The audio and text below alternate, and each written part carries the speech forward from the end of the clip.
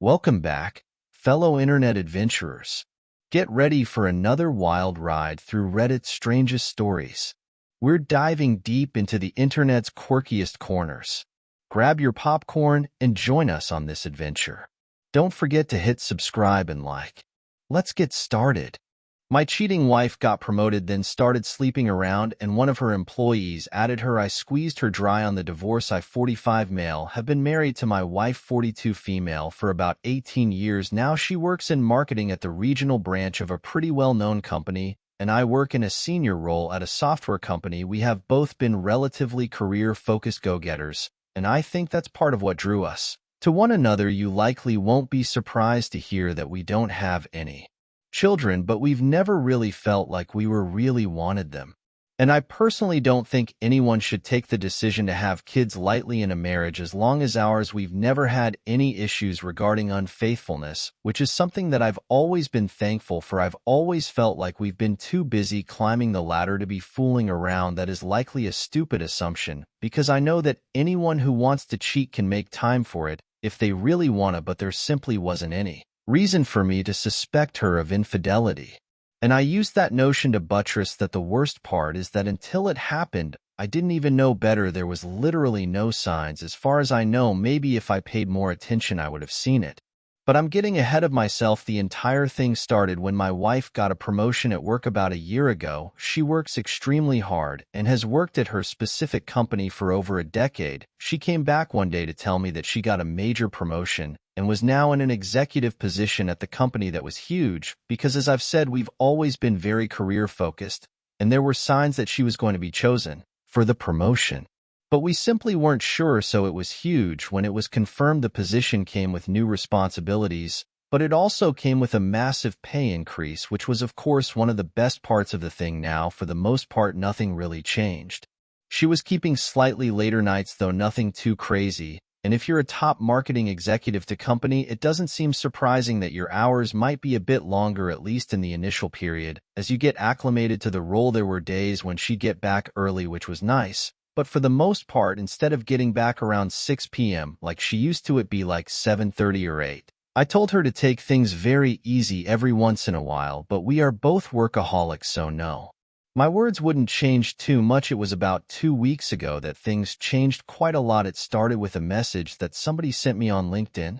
And I'm always ready to answer messages that, because it's all about business for me. The message was simply a greeting, though, and I checked the person's profile before I responded. They worked at the same company that my wife did, though their role was clearly junior. It was a lady.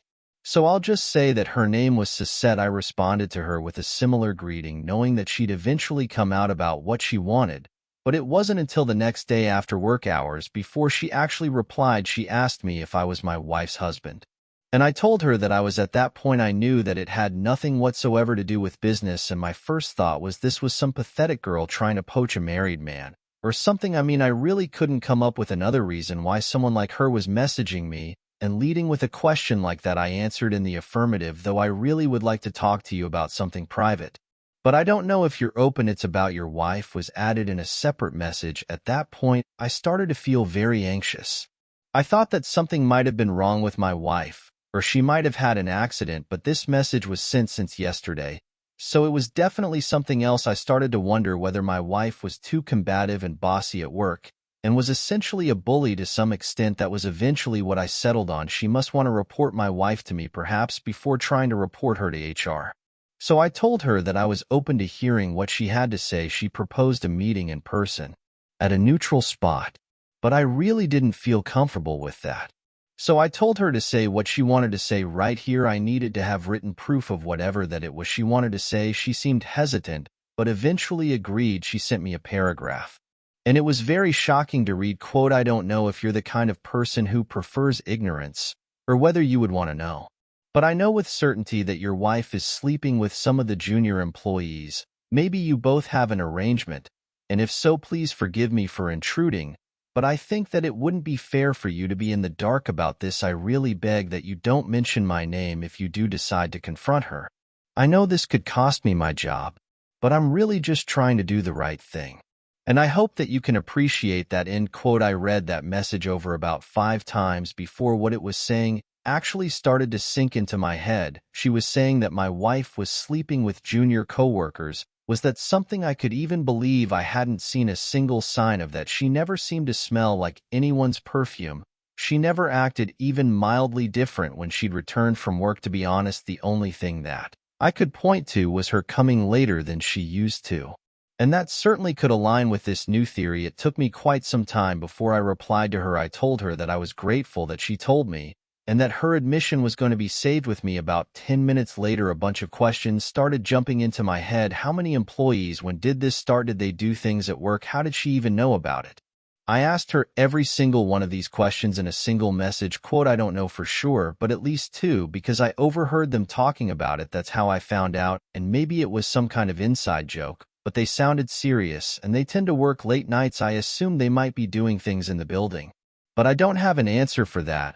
I heard their conversation about 2 months ago, and it's been eating me up. I saw her whispering to one of these guys somewhere discreet, and that's what brought it back to the forefront of my mind. I just had to say something, and I'm sorry that it took me so long to report directly to her. So I feel like a traitor. I don't hate her or dislike her, but it just wasn't right. End quote. Honestly, most of me believe this lady, but I couldn't understand why. Maybe because it just seemed so improbable that someone would go to these lengths to lie to me. Could this be some workplace rival trying to ruin her family life? I couldn't know. And because I personally hadn't even had an inkling of a doubt in my wife, part of me didn't want to believe it. But for some reason, it seemed credible. I thanked the lady quite extensively, and I told her I would act on the information as I thought appropriate. But she would be left out of it. I wanted to tell my wife about it and see her reaction, or simply confront her. But it was going to be so easy for her to deny. It was clear as day that my best choice was to see what I could dig up. That way I'd either be able to feel like there was no evidence and debunk what the lady told me, or I'd find something to corroborate it. And then I'd take things from there. So I decided to be patient and get a good opportunity to do my snooping. When my wife came home that night, things were normal, and I did my best to act as normal as possible with her. It wasn't too hard because I wasn't entirely convinced. My chance to snoop around came about 4 days later when my wife went to the salon to get her hair done. She almost always went around with her laptop, but in this case, she didn't. Her password isn't a secret to me, so I was able to log right in. And since she uses a MacBook, I was able to look at her messages based on what this lady had told me. I was looking for conversations that seemed to be with younger men who were employees of hers. I could hardly recognize any of the names, though. So I decided to simply go through as many of those messages as possible. I saw a preview of a message with a text, "I'll call you when I get back, so you die." And the sender DoorDash. I could have laughed despite myself, so I opened it up and started to go through the entire thing. Apparently she had saved the contact, which belongs to some guy called John, as DoorDash to make things less suspicious if I just happened to see a message from him pop up. At that moment, I was absolutely furious, and by the time I got to the point where they were sending steamy texts back and forth, I almost lost my mind. He had sent her pictures. She hadn't sent him any, and she responded very positively to his. At one point, I realized that I had been staring blankly at the screen for a few minutes. Honestly, it's hard for me to express how heartbreaking it was to discover that I decided to leave the chat. But I made sure to keep as much as I could record as evidence. After that, I went back to the chat to continue scrolling through and looking for other people that she was having affairs with. I'm not going to bore you all, but there were 2 other employees. I could tell they were employees because work was mentioned in like 5% of all the messages, while the rest was just explicit stuff. And judging by their images, none of these men could have been over the age of 30. That was making things a lot worse. In my head, I took all the evidence that I could get, and honestly, I'm quite baffled on what to do next. Is it as easy as just confronting her and then going for a divorce? Is that really all that I'm going to do? This is a woman who comes home every day, kisses and hugs me, and acts like there's absolutely nothing wrong. We've slept together several times since her affair started. And now I know that it is an absolute priority that I get tested. I'm going to do that. But I want to figure something out, and I need opinions on it. Should I just leave it at divorce, or should I hit her harder than that? Should I find a way to really hurt her? Because this is the worst form of betrayal, and I genuinely can't stomach her anymore at it. I'm just finishing a long day of work, and I appreciate all the advice and comments that I've received regarding my predicament. Someone said that I only have one chance to get back at her because once I've divorced her and left those years behind, I won't be able to act on my pain. I know this isn't something that I'll stop feeling anytime soon. So I'm ready to make sure I use this chance to get back. I'm not going to stoop to the level of cheating back. I don't even have the urge to do that. I'll figure something out though, and I will update you all when I get to that point. Well, it sounds like your wife really did take her job to heart when she said climbing the corporate ladder. I mean, who knew she was so committed to networking in more ways than one? On a serious note, though, discovering something like this must feel like getting a software update that crashes your entire system, I guess. She wasn't just debugging code at work. At least now you have concrete evidence that she's been multitasking, balancing spreadsheets and steamy texts. If you decide to confront her, maybe ask if this was her version of work-life balance gone terribly wrong, and hey, at least you found out now instead of being blindsided later. Who knows, maybe you'll get a CEO of revenge promotion out of this. After all, she did show you the importance of seizing opportunities, even if it's just in the wrong department. Update: hey everyone, I wrote an earlier post about my wife who was promoted and started cheating on me with her junior employees, about 3 of them that I know about. It's been several months since then, and I forgot about updating you all in the midst of all the drama in my life. But now that things are over, trust me, it came to mind. And I'm here to tell you all how things played out. It's all good news. So when I finally decided that I was going to confront my wife about the entire thing, I made sure to go and get an STD test done. First, they found gonorrhea. Fortunately, I was asymptomatic, and I was given a prescription to get it treated. I was super pissed off, though, because she's the only woman I have slept with since we got married, so I certainly didn't get it from anyone but her. And she likely got it from one of her new sexual partners. It was at that point that I was certain that I was going to confront her. When she arrived at home that night, I was in the living room, and I asked her to sit down before she could even take off her coat. She seemed concerned, but I don't think she knew exactly what was going on at that point. I know you've been cheating on me was exactly how I said it to her. And I watched as she deflated and held her face in her hands. I mentioned the names of the people she was cheating on me with, at least the ones I had confirmed. I basically told her everything I knew, though I didn't tell her how I found out one of your boyfriends gave you STD, which you gave to me too. I remember holding up the test in front of her face, and she peeked at it before hiding her face again. Honestly, it was pissing me off. I sat there waiting for her to say something. She wasn't crying, and I knew that she had heard everything I said. It took about 3 minutes before she looked up and shook her head and said, "I'm sorry, I'm really sorry." The way she said it would have worked if she had scratched my dream car, but not for cheating on me with multiple men. I don't even have any excuse. I can't offend myself. I thought you would never find out. I don't even know how you found out. Right now I hate myself for doing this to you. I'm so sorry." Towards the end, her voice started to quiver, but genuinely, it didn't mean very much to me. I could see she was crying at this point, but she wasn't sobbing or anything. It didn't move me. "You're not sleeping here tonight. Find somewhere else. I'm going to be looking for a divorce lawyer first thing in the morning, and I suggest you do too, so we can make this fast." It was only at that point that she said the only thing remotely close to begging, "Baby, we've been together nearly 20 years, can't we?" And then she trailed off. I think she wanted to ask if we could work things out, but I think she recognized that wasn't possible considering how deep her transgressions were. In response, I only told her that I'd wait in the living room while she packed any of the things she needed for the next week. We'd arranged for her to get more of her stuff.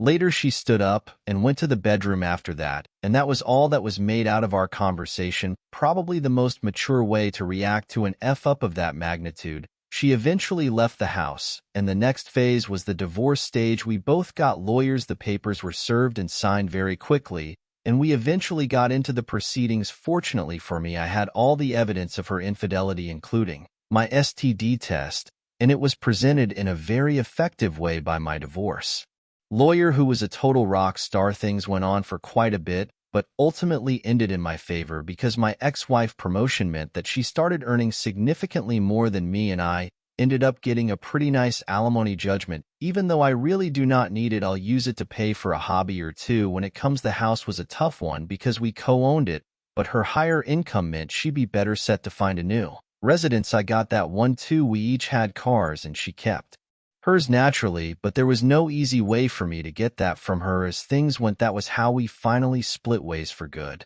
And I was very happy with what I got. I wasn't done though. I really wanted to go after her affair partners, but after really thinking about it, I decided not to. These people were employees, and it was hard to be sure that they weren't coerced into it at the start regardless of how much they seemed to be enjoying it later on. She took advantage of them as their boss.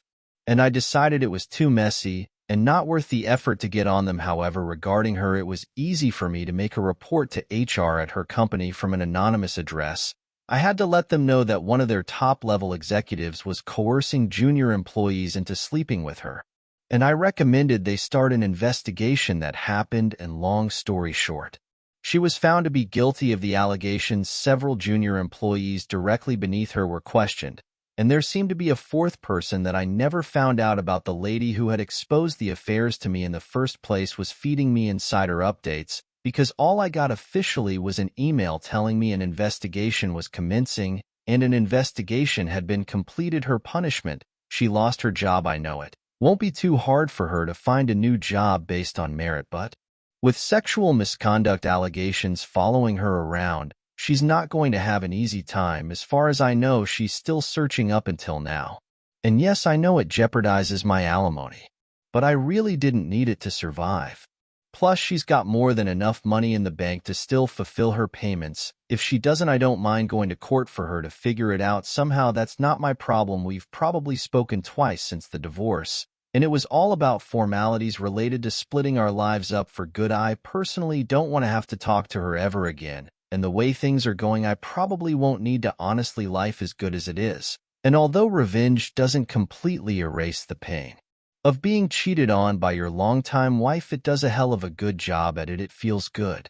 And I'm glad I went through with it. Not only did you manage to catch her red-handed with the junior team, but you also got a surprise delivery from her DoorDash service. I guess in her new executive role, she really mastered the art of employer relations. As for her post-delivery job hunt, I guess her new skill set includes executive-level networking, though I doubt her LinkedIn endorsements will list expertise in workplace fraternization. And kudo is on the HR report move. She might have lost her job, but at least now she's got a glowing recommendation for her next job. Great at climbing corporate ladders, not so great at keeping them straight. Goodbye for now, and thank you for joining us today. Be sure to like and subscribe and hit that notification bell so you don't miss out on our next video. Until next time.